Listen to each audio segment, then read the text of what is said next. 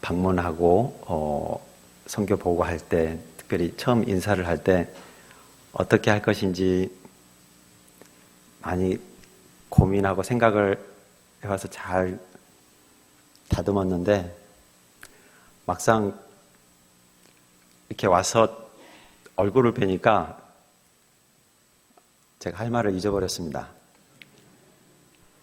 어떻게 인사를 드려야 되는지 잘 모르겠습니다.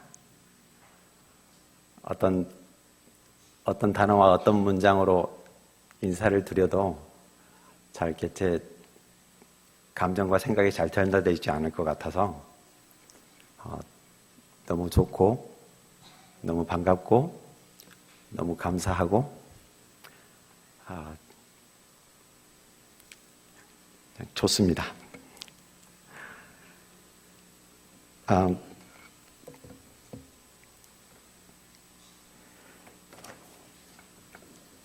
정말 어떻게 시작해야 될지 잘 모르겠네요.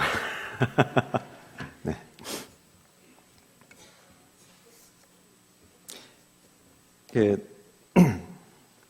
제가 한 5, 6년 전인 것 같아요. 이렇게 와서 선교 보고를 하고 인사를 드렸던 것이 이제 아마 이렇게 강단에 선 것은 두 번째인 것 같습니다. 저는 잘 알다시피 42, 3년 전에 이렇게 이곳을 진도를 떠나고 그리고 지금은 선교사로 나와 있는 지가 이제 벌써 25년, 26년째 되어 갑니다. 저는 성경번역 선교사로서 그리고 자기 모국어로 성경이 없는 곳이면 그게 오지가 되든 그게 사막이 되든 그게 히말라야 산이 되든 곳에 가서 그들의 언어로 성경을 번역하는 사역이 제 사역입니다. 또 제 아내는 저와 함께 글을 못 읽는 사람들에게 글을 읽게 하고 글을 이렇게 읽고 쓰게 하는 것을 돕는 옛날에 문맹태치라고 했는데 지금 이제 문해교육이라고 합니다. 문해교육 사역을 제 아내는 하고 있습니다. 제 아내 옛날 집도 어저께 잠깐 보고 왔는데 옛날 그대로여서 참 보기 좋았습니다. 전 세계에는 언어가 7,000개 정도 있습니다. 언어가 참 많죠. 그 언어가 7,000개 정도 되는 언어들 가운데는 성경이 번역되었거나 성경이 번역되어져 가고 있는 것은 한 3,500개 정도의 성경이 번역되었거나 번역되어져 가고 있습니다. 그 중에 또 3,500개의 언어들, 자기 모국어로, 자기 모어로, 자기가 쓰는 말로 성경이 없습니다. 그 성경이 없는 곳에 저희들은 가서 성경을 번역하는 일을 합니다. 이게 무엇인지 아십니까?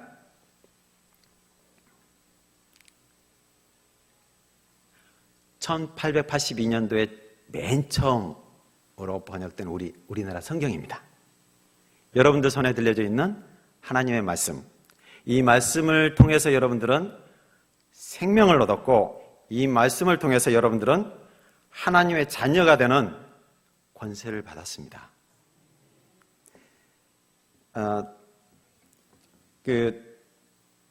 저는 이건 그냥 겉표지만 있습니다. 옛날 성경을.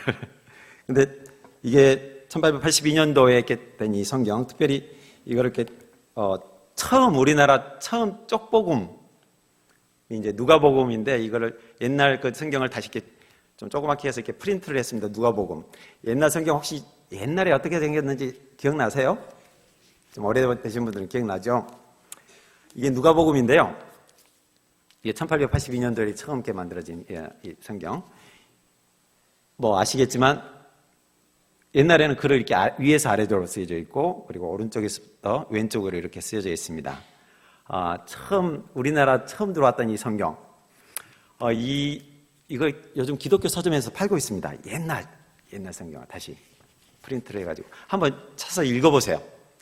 읽어보시면 120년 전엔 120, 30년 전에는 어떻게 표현을 했는지 누가복음 어떻게 표현을 했는지 읽어보면 지금 최근에 이 개정 개정판 이 성경과 조금 이렇게 재미있고 다른 표현들이 많이 있습니다. 좀 옛날에 쓰던 단어들, 그리고 옛날에는 어떻게 표현을 했는지, 이건 지금하고는 어떻게 다른지 이렇게 좀 표시를 해가면서 읽어보면 아주 재미있습니다. 이게 사실은 성경 번역할 때 제일 기초가 되는 작업이기도 한데, 어떤 게 뭐가 다른지 이렇게 표시를 해보는 것이 한번 사서 읽어보십시오. 재미있습니다. 누가 보면서 옛날 거, 아주 옛날 거, 맨 처음.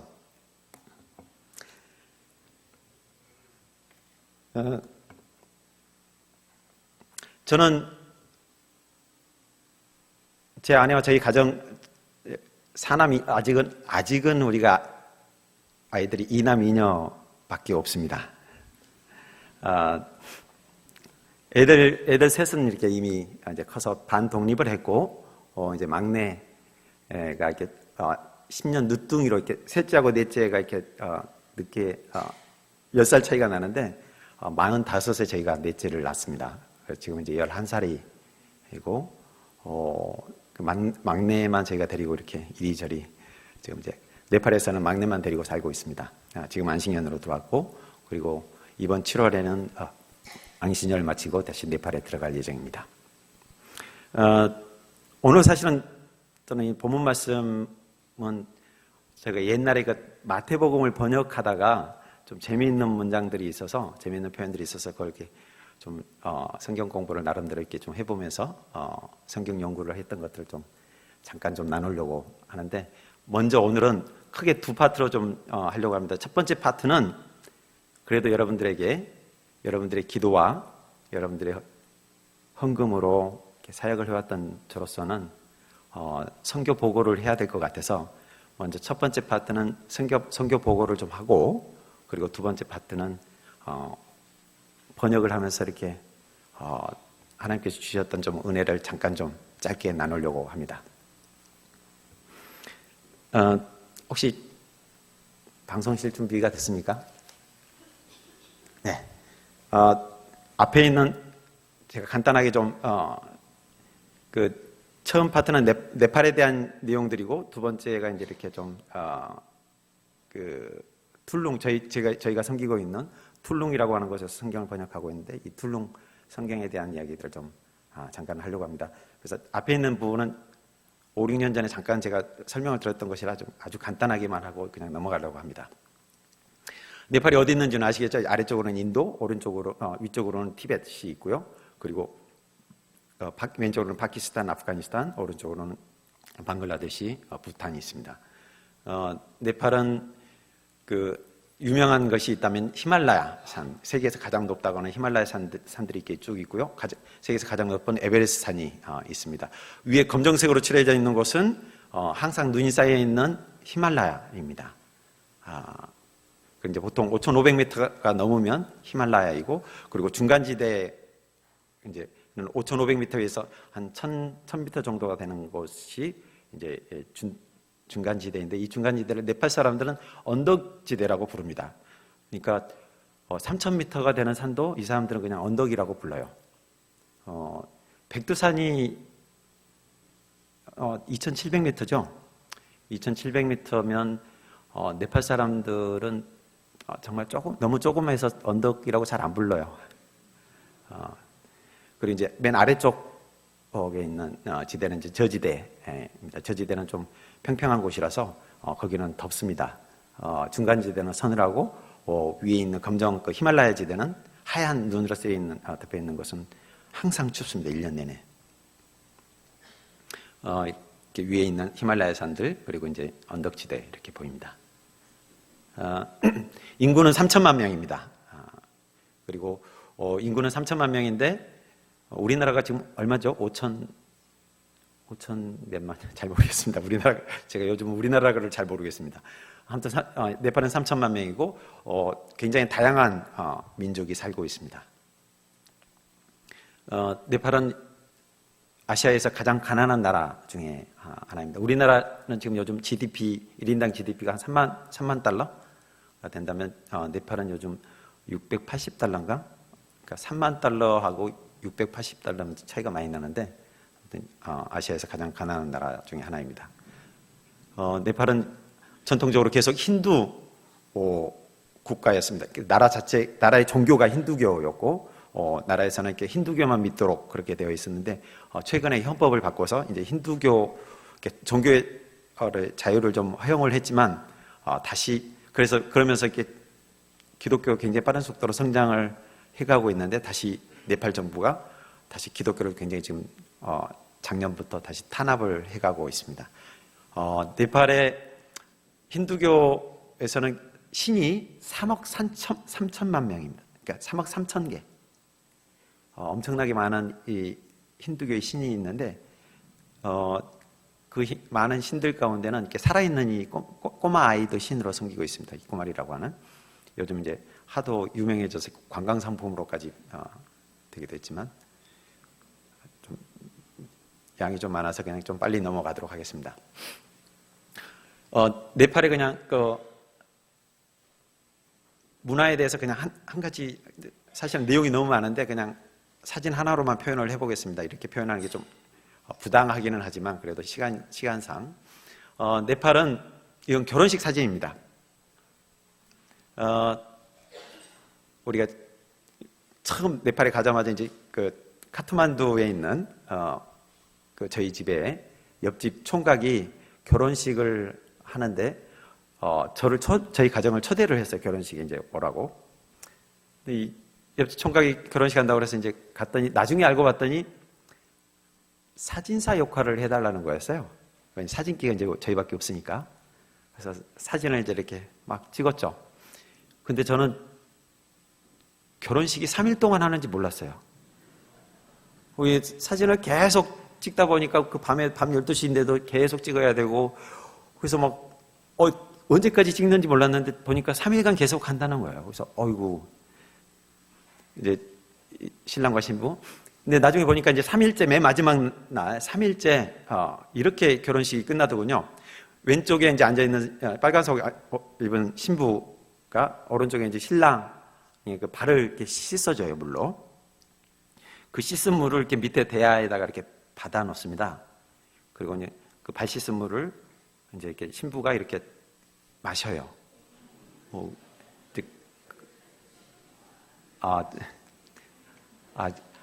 우리 여자분들은 한국에서 태어난 거 참 다행이시죠? 이렇게 해서 결혼식이 끝나더군요. 근데 이게, 사실은 이게, 그러니까 결혼한 여자들은 매일 아침 남편의 발을 씻어주고 그 물을 받아서 마시면서 하루 일과를 시작했었어요. 30년 전까지만 해도. 근데 지금은 이제 그게 점점 사라져가고, 지금은 이렇게 하는 것들은 이제, 그러니까 뭐 제사를 지낸다든가, 아니면 무슨 결혼식이라든가, 이런 때만 이제 하고, 지금은 매일 하지는 않습니다. 근데 지금은 이제 뭐 결혼식 때는 여전히 이런 것들이 남아있고요. 그냥 문화를 소개하려다 보니까 뭘 할까 하다가 그냥 한 가지만 소개를 했습니다. 이거 하나만으로 그러니까 남자와 여자가 어떻게, 여자들이 어떻게 취급을 받고 있는지를 좀 알 것 같아서 그냥 사진 한 장으로 문화를 좀 소개를 해봤습니다. 힌두교는 81%, 그리고 불교는 9%, 이슬람 4.4, 기독교 1.4. 이거는 이제 정부에서 2011년도에 그 인구 조사를 하면서 이렇게 발표한 거고, 지금 최근에는 굉장히 빠른 속도로 기독교가 성장하면서 지금은 이제 2.5%, 좀 크게 보면 약 3% 정도의 기독교가 지금 성장을 하고 있습니다. 또 네팔에 이렇게 한 가지 유명한 것이 있다면 그 불교의 창시자인 석가모니가 태어난 나라입니다. 이게 이제 룸빈이라고 한 곳에 석가모니가 태어난 곳. 아까 말씀드렸듯이 네팔의 국가 종교는 오랫동안 수천 년 동안 이렇게 힌두교를 믿도록 강요를 받았는데, 아까 말씀드린 것처럼 이 신이 3억 3천만이라고 그랬죠. 3억 3천만의 신들은 독특하게도 각 신들은 자기 역할이 따로 있습니다. 그 역할 외에는 못해요. 예를 들어볼게요. 네팔의 종교에 대해서 아주 짧게 좀 이렇게 설명을 해보겠습니다. 이 3억 3천만의 신 가운데 여기 이 신은 다트 데비라고 하는 신입니다. 다트는 네팔 말로 이빨이라는 뜻이고 데비는 여자 신이라는 뜻입니다. 그러니까 만약에 네팔 사람들이 이가 아프면 다른 신에게 찾아가면 소용이 없어요. 이 다트 데비에게만 찾아가야 합니다. 이 다트 데비에게 가서 네팔에 그 동전들이 있는데 이 동전을 가지고 그리고 그 다트 데비에게 이 카트만두 중앙 시내 안에 있는데 여기에다 못으로 꽝 해서 이렇게 그 신상에다가 이렇게 박습니다. 그리고는 앞에다 향을 피워놓고 그리고는 거기다 절을 하고 내 이빨을 낫게 해주세요 하고 빌고 이렇게 합니다. 신이 그 정성을 다해서 이렇게 하면 이빨을 놔주는 것으로 믿고. 근데 그렇게 해도 만약에 여전히 이빨이 아프면 그 다트 데비 신 그 건너편에 신전 그 건너편에 이런 치과들이 많이 있습니다. 이 치과로 이렇게 갑니다. 이 치과 의사들은 신 도움으로 많이 살아가고 있습니다. 예, 저는 아까 말씀드린 대로 툴룽이라고 하는 부족에서 성경을 번역하고 있습니다. 우리 툴룽 부족은 인구가 3만 3천 명, 3만 5천 명입니다. 우리 툴룽 부족은 네팔의 그 히말라야 산 가운데 특별히 세계에서 가장 높은 에베레스트 산이 있는데 그 에베레스트 산 바로 아래쪽 동쪽으로 이렇게 깊숙이 들어가서 있습니다.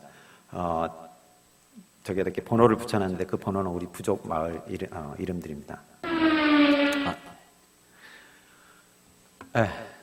우리 툴룽, 저희가 섬기고 있는 툴룽 부족에 들어갈 수 있는 방법은 이렇게 두 가지 방법이 있었습니다. 하나는 차를 타고 이렇게 도로가 이렇게 나 있는 곳까지 차를 타고 가고 그게 한 15시간, 16시간 옛날에는 그렇게 차를 타고 가서 더 이상 도로가 없으면 이제 이렇게 거기서부터 이제 걸어가는 건데 딱 5일 동안 걸어갑니다.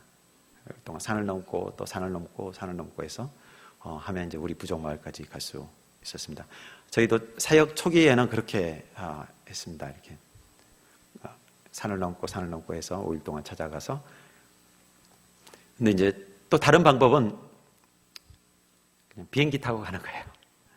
비행기 타고 가서 이제 우리 파플루라고 하는 이 비행장에서 내려가지고 여기서 이제 이틀 동안만 걸어가면 우리 부족 마을이 나옵니다.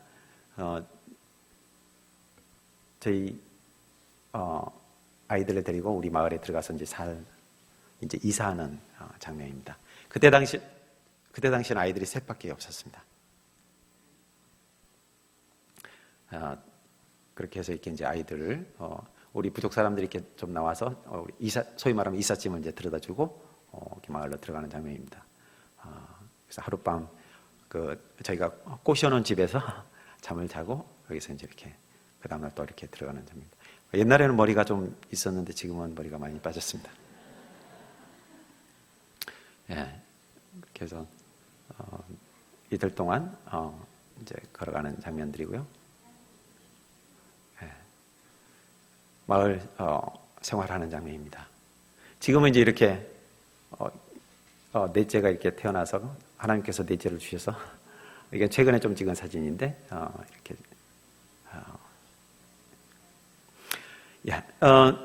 저희 부족 마을은 보통 이런 큰 원룸에서 이렇게 삽니다. 그 안에 들어가면 이제 그 돌 3개가 있는데 그 돌 3개가 돌 3개에다 솥단지를 걸어놓고 하루에 2번씩 밥을 해서 먹는데 아침하고 저녁 하루에 2번씩 해서 먹는 여기 이 솥단지를 걸어놓은 이 돌 2개가 돌 3개가 굉장히 중요합니다. 왜냐하면 우리 부족 사람들은 6개월 동안 사람이 죽으면 장례식이 6개월 동안 하는데 그 6개월 동안 그 장례식을 마치고 나면 그 장례식 맨 마지막 날에는 그 제사장이 그 죽은 영혼을 그 돌 3개 안에 이렇게 모시는 그런 제사를 합니다. 그래서 이 돌 3개 안에 모든 조상신들이 들어있기 때문에 우리 부족 사람들에게는 굉장히 돌이 중요합니다. 그래서 저희 같은 사람들, 이렇게 외부 사람들, 다른 식구 사람들은 이게 돌을 못 만지도록 합니다. 주요 먹거리는 옥수수, 그리고 기장이라고 혹시 아세요? 기장? 예, 기장이 이게 주요 먹거리고, 이제 저 아래쪽, 산 아래쪽에 가면 이제 쌀이 나는데, 쌀하고 기장하고 섞어 먹든지, 쌀하고 옥수수하고 섞어 먹든지 이렇게 합니다. 마을에 있는 집들, 저희 뭐 아시겠지만 저희는 그 돌 세 개를 안 믿습니다. 그래서 그냥 저희 돌 세 개를 치워버리고, 그 옛날 제가 진도에서 살 때 그 아궁이를 어떻게 만들었는지 보고서 이제 그 생각이 나서 아궁이 만들어 가지고 거기서 이제 밥을 해서 먹는. 예, 좀 시간이 없어서 그냥 간단하게 뭐 이렇게 아이들이 지내다 보니까 좀 영양이 좀 결핍한 게 보여서 이렇게 젖이라든가 아니면 이제 양 젖을 이렇게 짜가지고 이렇게 그 뭐라 그러죠? 이거 막 계속 이렇게 비비면, 이렇게 통에다 넣고 비비면 이게 버터가 되거나 치즈가 됩니다. 그걸 해서 아이들에게 해서 먹이고요. 예. 또 저희 집에 그 디딜방아가 있습니다. 그래서 저희 집에 이제 저희가 살던 우리 마을에서는 모든 사람들이 농사를 지으면 우리 집으로 오게 되어 있습니다. 그래서 디딜방아에서 이제 우리 아이들도 같이 뭐 디딜방아 이렇게 해주고, 저는 이제 거기에서 언어도 배우고 또 그 사람들을 사귀고 그렇게 해서 전도를 해나가는 당시의 아이들 사진들입니다.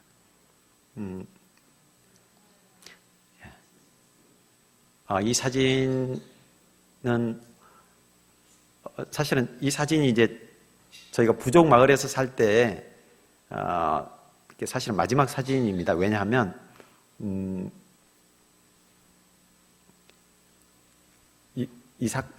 여기 있고 난 다음에 저희 부족 마을에서 전쟁이 났습니다. 그러니까 이제 내전이라고 해서 공산 게릴라군과 이제 왕의 군대하고 이렇게 전쟁이 붙어가지고 전쟁이 났는데, 그 전쟁이 일어나기 직전에 찍었던 사진인데, 이건 이제 저희 윗집에 살고 있는 결혼한 그 부부가 아기를 낳았습니다. 그래서 이제 저희가 제 아내랑 함께 이제 그 집에 갔는데, 중간에 있는 분이 이제 할머니고, 아기 할머니고. 근데 보니까 아기 엄마가 이렇게 다리가 퉁퉁 부어 있어가지고 그 다리에 고름이 든 거예요. 그런데 그러다 보니까 이제 젖이 안 나와가지고 아기는 갓난아기 태어났는데 젖을 못 먹이는 거죠. 근데 아기 태어났는데 젖을 못 먹이면 사실은 병원도 없고 아무것도 없는 상태에서는 정말 힘든 상황이죠. 그래서 아내와 제가 이제 급하게 가서 뭐 고름을 짜고 거기에다 심지어는 항생제 약을 이렇게 그냥 부었어요. 다리에다 붓고 그렇게 해가지고 나중에 보니까 이틀 정도 해서 보니까 그냥 다리에 그 고름이 다 빠지고, 그리고 정상적으로 돌아오고 또 아기 젖을 먹이고 그런 사진입니다. 근데 제가 왜 이 사진을 마지막에 넣냐면 마을 생활에 있어서 왜 넣냐면, 제가 이렇게 하고 난 다음에 며칠 후에 저희 부족, 그러니까 우리 옆에 부족, 이제 옆에 있는 우리 마을에서도 저는 이제 저를 와달라고 이렇게 초청을 해서 제가 이제 옆에 있는 우리 부족 마을로 이제 이렇게 여행을 가야 했습니다. 근데 여행을 산을 내려서 이제 다시 이제 올라가는 그런 여행 가는데 수천 미터 산들이다 보니까 이제 산을 이렇게 막 내려가는데 갑자기 숲속에서 누군가 갑자기 나타나더니 저를 끌고 숲속으로 확 들어가는 거예요. 그래서 깜짝 놀랐어요. 그래서 보니까 이 아기 아빠였어요. 그래서 무슨 일이냐고 그랬더니 이 아기 아빠가 이렇게 말하는 거예요. 여기 지금 선교사님이 여기 숲속을 돌아서 오른쪽으로 들어가면 큰일 난다고. 그래서 왜 큰일이냐고 그랬더니 여기 밑에, 바로 밑에 게릴라들이 여기서 폭탄을 만들고 있대요. 폭탄을 만들고 있는데 외부인이 거기에 딱 나타나면 이 사람들은 그냥 확인하고 바로 이렇게 총을 쏘는 상황이라서, 제가 이렇게 여행을 하는 거 보고서 산 위에서 이렇게 보고 있다가 거기 가면 안 되는데 하고 막 뛰어가가지고 저를 이렇게 살려준 사진이어서, 이번에 한국에 와서 이렇게 사진을 정리하다 보니까 맞아, 이런 일이 있었지라는, 하나님께서는 이렇게 또 저를 이렇게 보호하시는구나 하는 그런 하나님의 그 보호하심이 어떤 식으로 이렇게 일을 하시는지에 대한 생각이 갑자기 나서 이 사진을 좀 일부러 넣어놨습니다. 사실은 이렇게 하고 이제 마을에서 생활은 이렇게 갑자기 이제 그만두게 된 것이 아까 말씀드린 대로 이렇게 어느 날 밤에 난리가 났습니다. 총소리가 나고 막 폭탄이 터지는 소리, 난리가 저희 부족 바로 이렇게 마을 밖에서 막 이제 소리가 난 거죠. 그리고는 그날 밤에 하룻밤 사이에 200명이 넘는 사람들이 죽었습니다. 근데 그때 저희 부족에 있는 집주인이 이렇게 와서 저희한테 빨리 집 안으로 들어가고 절대로 내 목소리 외에는 아무리 친한 사람이라 할지라도 내 목소리 외에는 절대 문 열어주지 말라고. 너하고 아무리 친해도 절대 문 열어주지 말고 일단 집에 들어가고 그리고 문 잠그라고. 그래서 저희 식구들은 집 안에 들어가고 문 잠그고 그렇게 해서 집 안에서 10일 동안 버텼습니다. 그리고 나중에 저희 선교부에서 영국 정보부의 도움을 받아서 저희는 이제 마을에서 빠져나와서 카트만두로 도망쳐 나왔습니다. 근데 카트만두에 이렇게 나오고 나니까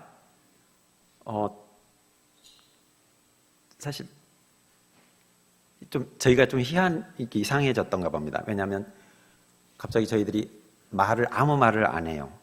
그리고 사람들 만나기를 싫어하고 아무 말을 안 합니다. 그래서 저희 선교부에서는 문제가 있다고 생각하고 이제 미국에서 그 전문 카운셀러가 이렇게 이제 비행기를 타고 저희 네팔까지 오셨습니다. 그래서 전문 카운셀러가 이렇게 저희들을 이제 앉혀놓고 저희 가정을 앉혀놓고 왜 아무하고도 만나지 않고 왜 아무 말도 하지 않는지. 근데 저희는 사실은 잘 몰랐습니다. 왜냐하면 왜 우리도 말을 안 하는지도 잘 몰랐고, 근데 이제 나중에 보니까 그게 트라우마라고 하더군요. 근데 저희는 생각하기에 하나님께서 분명히 저희 부족 사람들, 툴룽이라고 하는 부족을 섬기도록 하셨고, 그분들의 언어를 배우고 그 사람들과 함께 살면서 그 사람들을 하나님께서 우리에게 섬기도록 주신 부족인데, 우리만 살자고 그 사람들을 버려버리고 도망쳐 나온 그 죄책감? 선교사인데 하나님께서 주신 사람들을 버려버리고 도망쳐 나왔다고 하는 그 죄책감. 그리고 카트만두에 왔더니 갑자기 이제 우리가 섬길 수 있는 사람들이 없는 거예요. 그러니까 할 일도 없고 선교사로서 그냥 멍하니 가만히 있고 아무도 안 만나고 그냥 집안에 가만히 있는 상태였습니다. 근데 그 카운셀러가 이야기를 이렇게 쭉 듣더니 저희한테 이렇게 말을 했던 저희에게 했던 첫 마디. 선교사님 아세요? 사탄은 사람들에게 잘못된 죄책감을 심어놓고 그거 가지고 장난치는 거.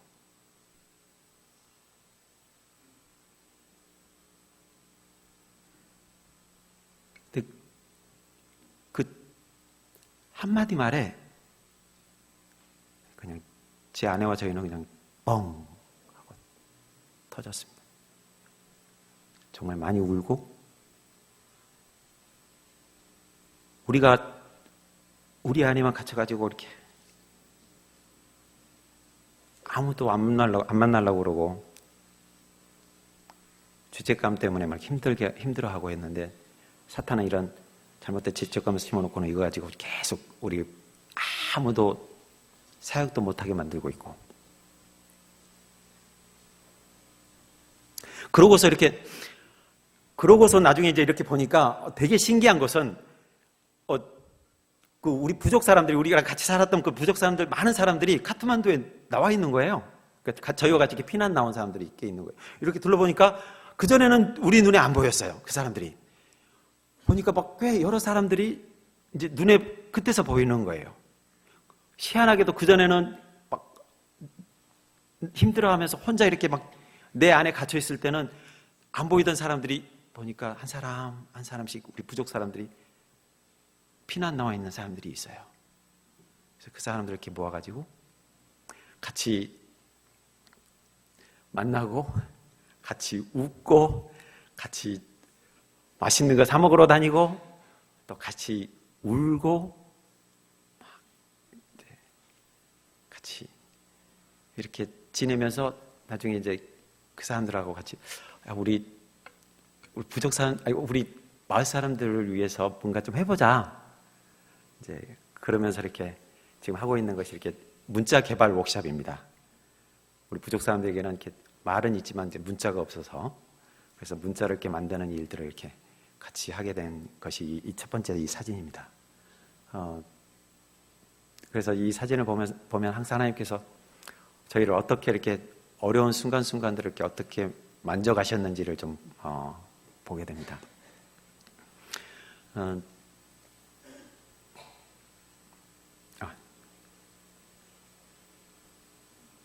그렇게 해서 첫 번째 이렇게 알파벳, 그러니까 우리나라 같으면 각야 거겨 책을 이렇게 처음 만들어 보고 이렇게 그래서 문자 개발 워크숍을 하고 그렇게 하면서 이제 거기서 믿는 사람들이 이제 생겨나면서 같이 성경 공부를 하고 그렇게 하면서 이제 그 믿는 사람들 데리고 이제 처음 그 쪽복음 이제 마가복음 여기는 우리나라 옛날에 맨 처음 선교사님들은 이렇게 누가복음을 맨 처음에 쪽복음으로 만들었지만 저희는 이제 마가복음을 이렇게 쪽복음으로 만들었습니다. 그래서 마가복음 처음 이렇게 번역하고 있는 장면입니다.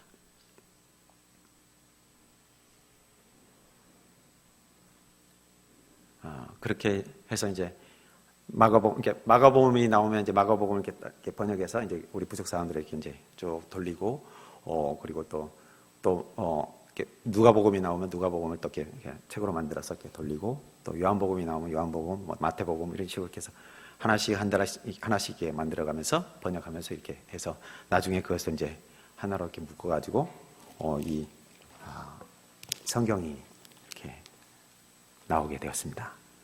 재작년에 2017년도에 우리 신약 성경과 그리고 시편 같이 해서 이렇게 번역을 해서 대한승소공회 우리나라에서 출판을 하고 이것을 다시 이제 몰래 밀수하도록 도와준 우리 장로님도 계시죠. 이렇게 해서 이렇게 우리 부족마을까지 이렇게 가지고 갈 수 있었습니다. 예. 성경을 이렇게 계속 번역해가는 과정들이고 또 그걸 이렇게 사용하고 있는 장면들이고 그리고는 그 성경을 사실은 녹음도 했습니다. 녹음도 해가지고 왜냐하면 우리 부족 사람들 가운데는 글씨를 못 읽는 사람들 우리 여자분들은 글씨를 거의 대부분 잘 못 읽습니다. 그래서 이렇게 글씨를 못 읽는 사람들을 위해서는 듣는 성경을 녹음을 해가지고 듣는 성경으로 해서 이렇게 성경을 하고 그리고 그래서 이렇게 지금 이게 듣는 성경 그리고 제가 나오기 직전에는 우리 그 성경을 그 핸드폰 안에 그 바이블 앱으로도 만들었습니다. 그렇게 해서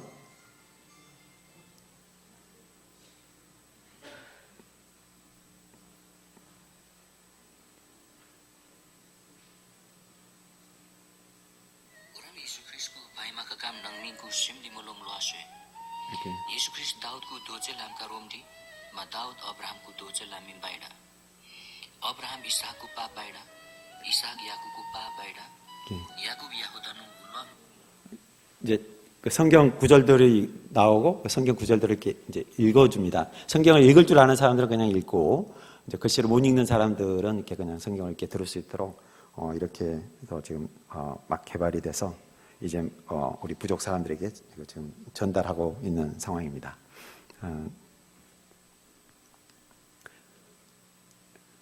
이렇게 성경을 배달할 때 사실은 여기 우리 진도중앙교회에서도 두 분이 오셔가지고 카트만두까지 이렇게 가져오신 분도 계시고요. 또 우리 여기 김일태 집사님은 우리 부족 마을까지 이렇게 가셔가지고 마을 교회까지 이렇게 가서 교회 이렇게 나눠주시고 이렇게 하셨습니다.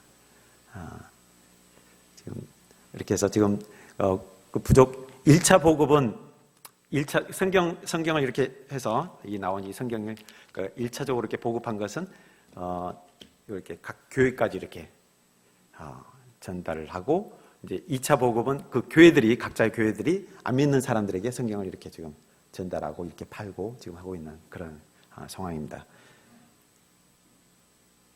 지금 이런 성경을 지금 이렇게 전달하고 팔고 하는 우리 팀들입니다. 이건 우리 교회 전도팀들 집집마다 다니면서 전도하는 사진들이고요.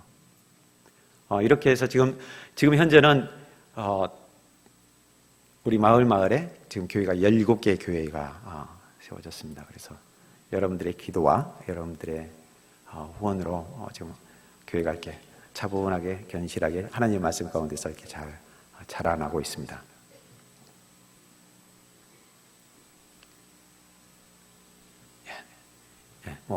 여기까지 하고 우리 방송팀 혹시 저기 영상을 좀 준비됐으면 그 첫 번째 영상을 좀 재작년에 우리 어떤 그 성경 봉헌식 영상입니다. 잠깐 좀.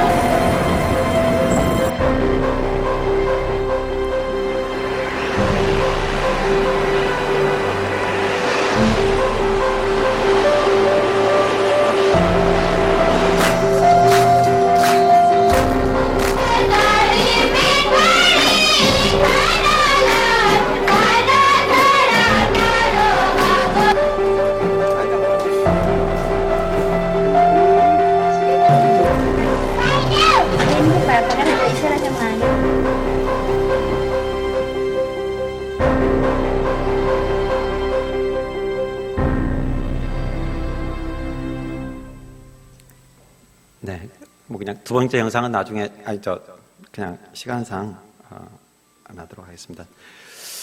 네, 감사합니다.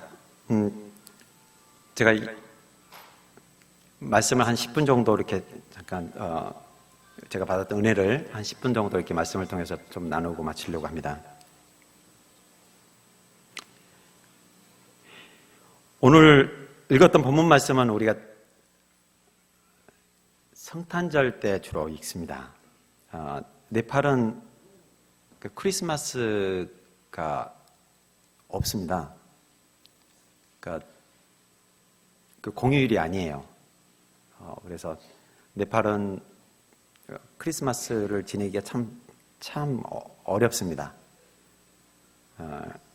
그래서 이 본문 말씀이 네팔에서 이제 교회들이 이렇게 막 성장하는 그 교회들한테는 성탄절을 지킬 때 이 본문 말씀을 가지고 이렇게 잘 가르치고, 그리고 이렇게 나라에서 공휴일을 안 하다 보니까 이 성탄절을 이렇게 정말 성탄절은 정말 기쁜 날이고 정말 막 모든 성도들은 정말 좋은 날인데, 이게 이제 뭐 학교도 가야 되거나 뭐 회사도 나가야 되거나 그러다 보니까 좀 어려운 곳이 있긴 네팔이기도 합니다. 이 마태복음을 옛날에 번역할 때 말씀을 좀 같이 나눠보려고 합니다.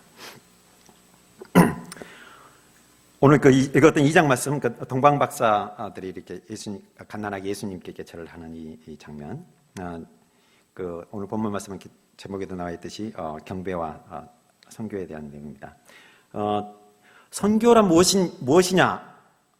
라고 많은 선교학자들이 이렇게 정의를 내렸는데, 그 중에 어떤 분이 이렇게 정의를 내리시더군요. 예배가 없는 곳에 예배가 있게 하는 것이 선교다. 저는 또 이 부분이 또 저한테는 굉장히 많은 부분이 선교를 하면서 동감이 많이 됩니다. 이 마태복음에서 이렇게 이 경배 아니면 예배라고 하는 말은 다른 성경보다 마태, 마가, 누가, 요한보다도 훨씬 많이 쓰여져 있습니다. 마태복음에서는 이 경배 아니면 예배라고 하는 단어가 13번, 프로스코네오라고 하는 이 13번에 쓰여져 있고, 그런 데에 비해서 마가는 2번밖에 안 썼습니다. 예배라고 하는, 경배라고 하는 말을. 그리고 누가는 3번밖에 안 썼고, 요한복음은 물론 10번을 쓰여졌지만 그 10번 가운데도 8번은 4장에서밖에 안 나옵니다. 그러니까 나머지 그냥 한두 번밖에 사실은 다른 곳에서 이렇게 요한복음에서도 예배라 아니면 경배라고 하는 말을 별로 이렇게 쓰지 않았습니다.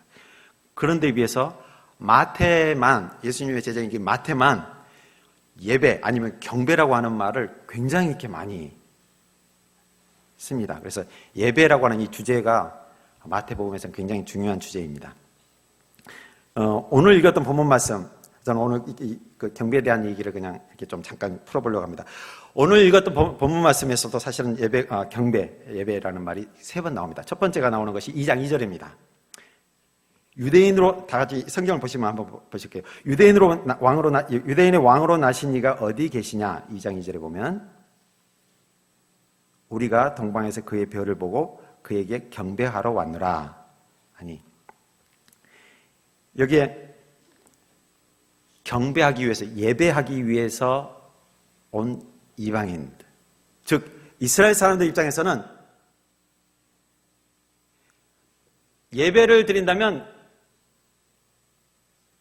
예배를 드릴 수 없는 전혀 상상할 수 없는 사람들, 전혀 예측할 수 없는 사람들이 마태복음에서는 첫 번째로 나옵니다.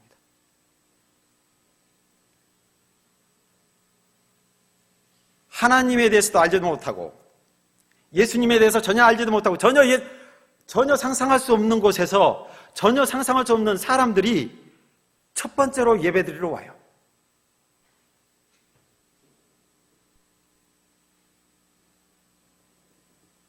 경배하기 위해서 찾아온 이방인들. 두 번째 경배가 2장 8절에 나옵니다. 그 동방 박사들은 그 별을 따라왔다가 결국은 어디로 들어가냐면 헤롯 왕 성읍으로 들어가서 이렇게 물습니다. 그러니까 헤롯 왕이 별이 그러니까 여기 왕으로 나신 이가 어디 있습니까? 라고 이렇게 동방 박사들이 물어보니까 이제 헤롯 왕이 깜짝 놀라죠. 왕이 태어났다고. 하면서 이제 얘기를 하다가 나중에 맨 마지막에 헤롯 왕이 이렇게 말합니다. 베들레헴으로 보내면서 이르되 가서 아기에 대하여 자세히 알아보고 찾거든 내게 고하여 나도 가서 그에게 경배하게 하라. 나도 예배드릴 수 있도록 해달라 라고 말을 합니다. 가짜 경배자죠. 가짜 예배자. 이 사람은 절대로 예배드릴 마음이 없습니다. 이 사람은 예배드린 척 하고서 자기의 목적을 달성하고 그리고서는 그 아기마저 찾아서 죽이려고 하는 것이 목적입니다. 근데 이 사람은, 이 가짜 경배자는 자기의 목적을 달성하기 위해서 이렇게 말합니다. 나도 예배 드릴 수 있도록 해주시오.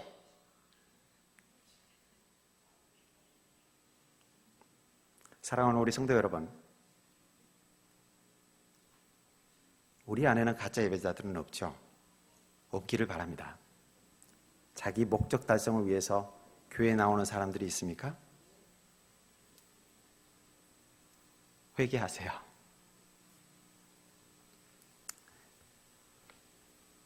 두 번째 경배라고 하는, 예배드리라고 하는 말은 사실은 여기서는 가짜 경배자. 그 다음에 2장 11절에 보면 2장 11절의 맨 마지막에 경배라고 하는 말이 또 나옵니다. 집에 들어가 아기와 그의 어머니 마리아와 함께 있는 것을 보고 엎드려 아기께 경배하고 보배합을 열어 황금과 유황과 몰약을 예물로 드리니라. 이 동방 박사들은 전혀 예상하지 못했던, 예배 드릴 것이라고는 전혀 상상하지 못했던 이 사람들이 참된 예배자로서 자기가 가지고 있는 가장 귀한 것을 드리면서 참된 예배를 드리고 있는 모습을 보게 됩니다.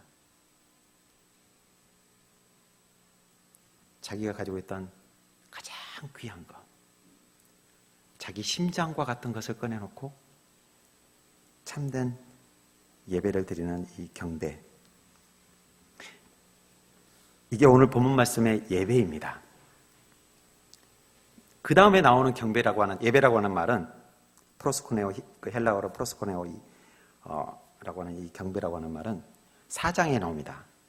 이 4장에서는 4장 9절하고 10절에 나오는데 4장에 보면 이 4장은 예수님과 사탄이 싸우고 있는 장면입니다.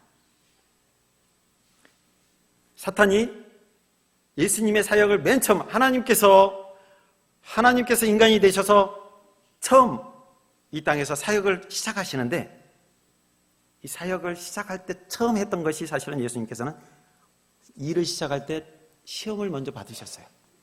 시험을 받을 때 사탄이 첫 번째 시험, 돌덩이가 떡이 되게 해라. 두 번째 시험, 높은 성전에 올라가서 뛰어내려 봐라.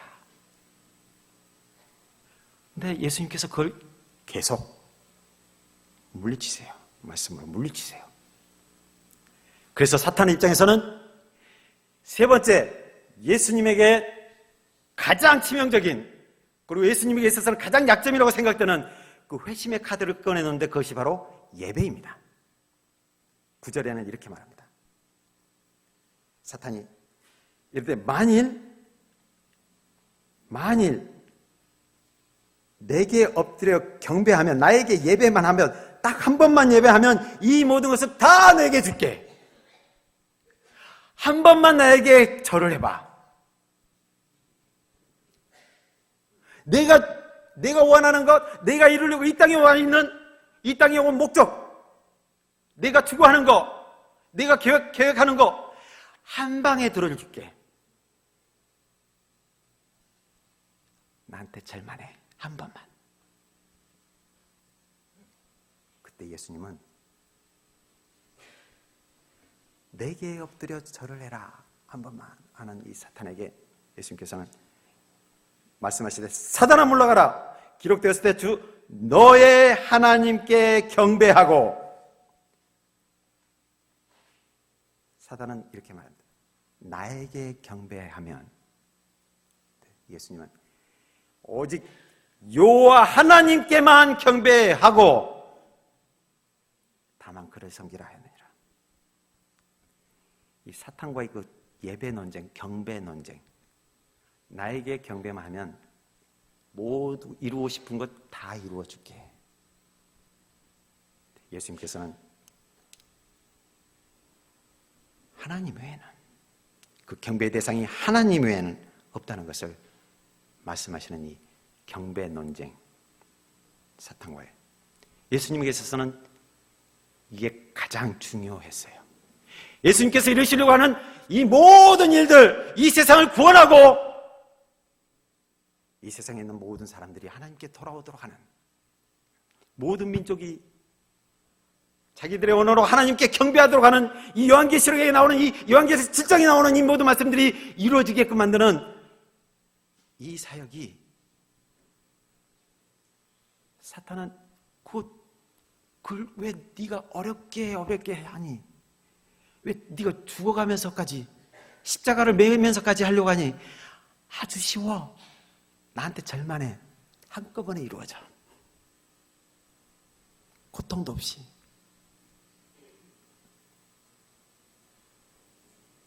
우리가 이루려고 하는 것들이 무엇입니까? 돈입니까? 명예입니까? 건강입니까? 사탄은 말합니다. 내가 원하는 것 딱 한 방에 이루어지도록 해줄게. 나한테 절만해. 우리가 그런 것들 다 얻은들, 이 세상에 있는 것들 모든 것을 다 얻은들, 하나님이 없으면, 예수님이 없으면 아무것도 아닙니다. 4장에 나오는 이 경배 논쟁, 그 경배의 대상이 누구냐? 8장 2절에 또 경배라는 단어가 나오는데, 사실은 여기서는 우리나라 성경은 절한다라고 하는 표현으로 되어 있습니다. 그런데 히브리 원문 성경에는 이게 예배, 경배라고 이렇게 쓰여져 있습니다. 여기서는 나병 환자 얘기입니다. 한 나병 환자가 나와 절하며 이르되 주여 원하시면 저를 깨끗게 하실 수 있나이다. 그거는 여기서 나병 환자가, 이게 원래 원문 성경에서는 이게 예배한다, 경배한다라고 이렇게 번역이 쓰여져 있는데, 우리나라 성경은 이게 그냥 절한다라고 이렇게 번역을 했습니다. 나병 환자가 있습니다. 나병 환자란 이스라엘 사람들 입장에서는 하나님으로부터 벌을 받은 사람, 하나님으로부터 제외된 사람, 하나님으로부터 저주를 받은 사람이라고 이렇게 이해를 합니다. 근데 이 사람이 예수님 앞에 나와서 이렇게 말합니다. 주여, 당신이 원하시면 저를 깨끗게 하실 수 있나이다. 그 말은 예수님, 쉽게 표현하면 이런 식입니다. 예수님, 저 하나님으로부터 버림받았거든요. 하나님으로부터 버림받았어요. 하나님이 싫대요. 근데 예수님, 당신이라면 하나님이 저를 버리셨는데 저를 깨끗하게, 거룩하게, 그러니까 다시 온전하게 만들어서 이렇게 하나님하고 다시 이렇게 깨끗하게 다시 만날 수 있도록 하실 수 있는 분은 당신이세요. 당신이 원하시면 하실 수 있습니다. 근데 이게 굉장히 신기한 말이에요. 왜냐하면 이 사람은 예수님을 어떻게 알게 됐는지 몰라요. 근데 예수님을 어떤 존재로 알고 있길래 그러니까 예수님, 당신이라면 저 버림받았는데 하나님으로부터 너는 인간도 아니야. 너 이게 버려버린 사람인데 하나님으로 다시 이렇게 하나님 사람으로 돌려놓을 수 있대요. 회복시킬 수 있대요. 그를 엎드려서 이렇게 절을 하면서 경배하면서 말을 한 거예요. 정말 신기한 사람이에요.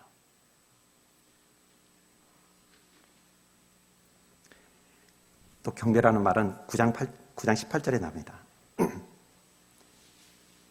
여기는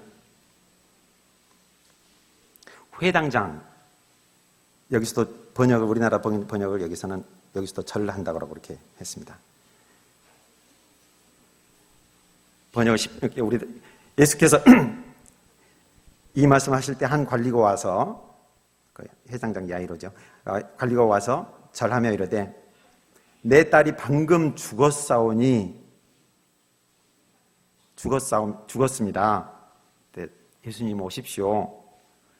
그리고 내 딸에게 죽어버렸거든요. 내 딸이. 근데 당신이 오셔가지고 내 딸한테 손을 이렇게 얹고 기도해 주시면 살아날 거예요. 근데 이 사람도 정말 신기한 사람이에요.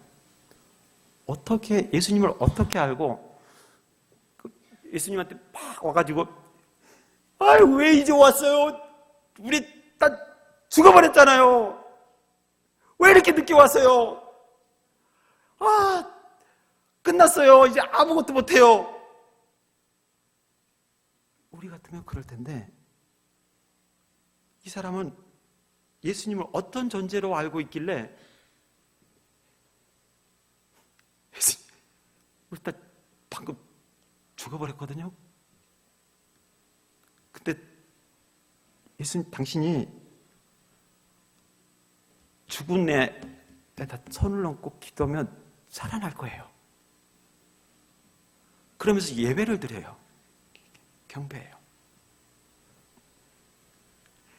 사실은 이 경배의 원래 뜻은, 영어에서는 worship, 영어는 worship이라고 하죠. 영어 worship은 worth십의 약자입니다. 두 개를 붙여놓은 말입니다. worth라고 하는 것은 그 값어치, 가치를 돌리다 라는 뜻이고, 그러니까 worship, 어떤 분의 그 가치, 어떤 분이 어떠하다라고 하는 것에 대해서 당신은 이러이러하십니다 하면서 엎드려서 이렇게 그 말을 하는 것을 worship이라고 해요.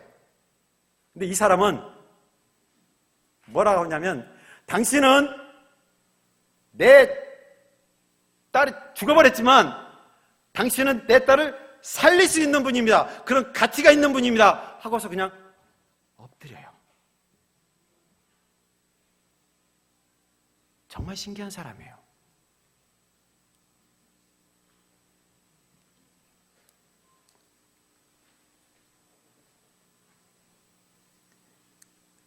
그리고서 14장 33절에 이제 50이, 그러니까 절을 한다는 말이 또 나오는데, 이거는 예수님께서 이제 오병이어 사건 이렇게 끝나고 난 다음에 이제 제자들 보고 먼저 이렇게 바닷가로 건너가라 그러니까 이제 제자들이 배 타고 이제 이렇게 건너가다가 이렇게 풍랑 만나고 어둠 속에서 이렇게 풍랑을 만나고 난리가 났죠. 우리 죽을 것 같은 상황인데 갑자기 어둠 속에서 물 위로 이렇게 누군가 걸어와요. 그 사람들이 귀신이다! 뭐 그러는데 그때 이제 요한이 보고서 근데 저분은 예수님인데? 그러니까 이제 베드로가 이제 얘기하죠. 예수님, 진짜 당신이 예수님이면 저보고 이렇게 걸어오도록 해주세요. 그러니까 예수님께서 와라! 하니까 이 무식하고 용감한 이 베드로가 그냥 바닷속으로 덤벙 들어가서 그냥 막 이제 걸어가죠. 그래 걸어가다가 보니까 뭐가 어때요? 눈앞에 파도가 확 치니까 예수님만 바라보던 사람이 갑자기 이제 풍랑이 보고서 이제 그냥 물에 그냥 푹 빠져드니까 이제 베드로가 막 살려주세요 하고 예수님께서는 오른손을 내밀어서 이렇게 물에 끌어얹어 주시고 베드로와 같이 이렇게 물 위로 걸으셔서 배에 들어오십니다. 그러고 나니까 이게 3년 동안 따라다녔던 이 제자들이 이제 놀란 거죠. 자기들은 예수님을 메시아로 믿고 따라왔지만 그 메시아가 이렇게 바다와 풍랑까지도 잔잔하니까 이 자연 세계를 다 그냥 한마디 말로 그냥 끝내버리시는 그런 분이신지도 몰랐고, 그리고 막 이 자연 세계가 예수님의 말 한마디에 순복하는 것들에 대해서 경험을 못했던 사람들은 깜짝 놀란 거죠. 그리고서 이제 나오는 것이 뭐냐면 배에 있는 사람들이, 그러니까 제자들이 예수님께 예배, 경배를 해요. 엎드려서. 경배하면서 하는 말이 뭐죠? 신앙 고백을 이들이 처음 하는데, 당신은 진실로 하나님의 아들이로소이다. 사실은 베드로가 이제 16장에 보면 이제 베드로가 이 신앙 고백으로 우리 교회가 이 진도중앙교회가 사실은 100년 역사가 있는데, 이 베드로의 신앙 고백 위에 우리 교회들은 섰습니다. 이 14장에 나오는 이 제자들이 먼저 처음 예수님을 경험하고서 예수님께 경배하는 자세예요. 15장 9절까지만 제가 하고 좀 빨리 넘어가도록 하겠습니다. 15장 9절은 사실은 헛된 경배에 대해서 이렇게 예수님께서 말씀하시는 장면이 나옵니다. 15장 9절에 보면 너희들이 아무리 예배당에 나오고 아무리 열심히 찬양하고 아무리 하나님의 말씀을 잘 듣는다고 할지라도 보여주기 위해서, 다른 사람을 보여주기 위해서 외식하면서 일을 하는 것들은, 그리고 이것이 마음에도 없이 그냥 지키라고 하니까 그냥 마음도 없이 지키기만 하는 이런 것들은 아무리 예배 드려봐야 헛된 거야. 쓸모없는 거야. 헛된 예배에 대해서 예수님께서 말씀하시는 장면이, 사람의 계명으로 교훈을 삼아 가르치니 나를 헛되게 경배한다라고 하는 말씀을 하십니다. 시간상 이렇게 하고 맨 마지막으로 그냥 넘어가고 마치려고 합니다. 그렇게 하고서는 마태는 28장으로 우리가 넘어가도록 하겠습니다. 마태복음 28장. 마태는 이렇게 해서 예배에 대한 이야기를 하고 마칩니다. 예수님께서 십자가상에 돌아가시고 그리고 부활을 하십니다. 그리고 부활하시고는 처음 여자들에게, 9절에 보면 이제 여자들에게 나타나시고 부활하시고, 그 여자들에게 나타나니까 예수님께서 그들을 만나 이르시되 평안하냐 하시니까 여자들이 나와 그 발을 붙잡고 경배한다라고 하는 말씀이 나옵니다. 부활체로서 죽음까지도 이기시고 죽음도 이기시고 부활하신 주님께서 처음으로 경배를 받으시는 예수님. 네. 마태는 마태는 자기가 만난 예수님, 자기가 알고 있는 이 예수님에 대해서 사건마다 예배라고 하는 주제로 이 마태복음을 풀어갑니다. 경배의 대상이 누구냐? 예수님을 어떤 가치로 네가 발견하였느냐? 사랑하는 진도중앙교회 성도 여러분, 각자의 삶 가운데서 여러분들이 만난 예수님, 어떤 가치로서의 예수님을 만나셨습니까? 그 상태에서 경배하는 거죠. 당신은 이런 분이십니다. 그래서 당신은 감사합니다 라고 하는 감사의 열매를 드리고, 당신은 저를 고치셨습니다. 제 심령을 고치셨습니다. 제 육체를 고치셨습니다. 이런 것으로 또 하나님께 경배를 드리고, 저 정말 속상한데요, 아무도 안 알아주는데요, 당신은 그때도 제 옆에 계시는군요. 함께 하시는 임마누엘로, 또 임마누엘의 가치로서 예수님께 경배를 드리고. 근데 마태는 이렇게 경배라고 하는, 예배라고 하는 것으로 이렇게 쭉 풀어가다가 맨 마지막에 끝낼 때 이렇게 끝냅니다. 28장 17절에 보면 16절부터 이제 예수님께서 마지막 명령을 하실 때 이렇게 명령을 하시기 직전에 이렇게 합니다. 11 제자가 갈릴리에 가서 예수께서 지시한 산에 이르니, 17절에 예수를 배웠고 제자들이 부활하신 그 예수님을 배웠고, 예수님께서 마지막 말씀을 하시기 직전에 이렇게 예수를 배웠고 경배하나 아직도 의심하는 사람들이 있더라. 제자들은 마지막 예수님 헤어지기 직전에 예수님께서 이 상황에서 부활하신 예수님으로서 비로소 제자들이 예수님께 경배를 합니다. 진짜 경배, 진짜 예배. 예수님을 순간순간 알면서 따라오면서 예수님이 이런 분이시구나. 와, 예수님이 이런 분이시구나 하고 놀라고 그분을 따르고 했긴 했지만 마지막 예수님께서 죽으시자 다 도망갔던 제자들은 부활마저도 죽음에서도 승리하신 예수님께서 그 부활체로서 진짜 예수님을 경배할 줄 알게 되었다라고 하는 표현이 어느 본문 말씀이에요. 예수를 배웠고 경배하니 근데 그 가운데는 아직도 의심하는 사람들이 있더라. 예수님을 완전하게 알지 못하는 이 사람들은 여전히 예배드릴지 모르는 사람들도 아직도 있더라 라는 표현이에요. 예수님을 알게 된 이 제자들, 그리고 예수님에게 정말 예배하게 된, 이 경배하게 된 이 제자들에게 예수님께서는 이렇게 말씀하십니다. 그러므로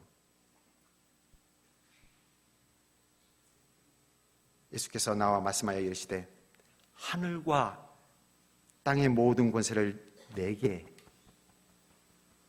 주셨으니 그러므로 너희는 가서 모든 민족을 제자로 삼아 아버지와 아들과 성령의 이름으로 세례를 베풀고 내가 너희에게 분부한 모든 것을 가르쳐 지키게 하라. 주님께서 정말 예배드릴 줄 아는 사람들에게 마지막으로 하신 말씀이세요. 예배드릴 줄 아는 사람들에게. 오늘 선교란 무엇인가 라는 많은 말들이 있지만 그 중에 특별히 선교란 예배가 없는 곳에 예배가 있게 하는 것이다. 우리 툴룸 부족 사람들 이제 정말 예배하는 사람들이 나타나고 있습니다. 이미 예배가 무엇인지 알고 예수님의 그 가치를, 하나님의 그 가치를 정말 제대로 돌릴 줄 아는, 워십을 할 줄 아는 우리 진도중앙교회 성도님들이 기도하시고 정말 경배의 대상이 바뀌도록. 그전에는 우리 부족 사람들은 다 귀신들을 섬겼어요. 또 조상신들을 섬겼어요. 근데 그 경배 대상을 바꾸도록 그 진짜 예수님을 알아가되 1장에서 만난 예수님, 오늘 2장에서 경배, 또 4장에서 나오는 경배, 8장에서 나오는 경배, 15장에서 나오는 경배, 17장에서 나오는 경배, 각 경배들, 어떤 사람은 낳고 나서, 어떤 사람은 또 낳기 위하여서, 또 어떤 사람들은 예수님의 물속에서 건짐을 받으면서 자기가 만난 그 예수님에 대해서, 예수님 당신은 이런 분이십니다. 우리의 삶 가운데서 그 말을, 내가 만난 예수님을, 당신은 이런 분이십니다. 내 눈물을 정말 아시는 분이십니다. 제 신음소리를 아시는 분이십니다. 저의 생명을 붙잡고 가시는 분이십니다. 우리 교회를 이끌고 가시는 분이십니다. 이것을 엎드려서 정말 진정한 경배를 드리는 우리 성도들이 기도하면서 그 기도로 태어난 우리 툴룸 교회들, 이 기도가 멈추지 않기를 진심으로 바랍니다. 시간을 너무 많이 잡아서 죄송합니다. 잠깐 기도하겠습니다.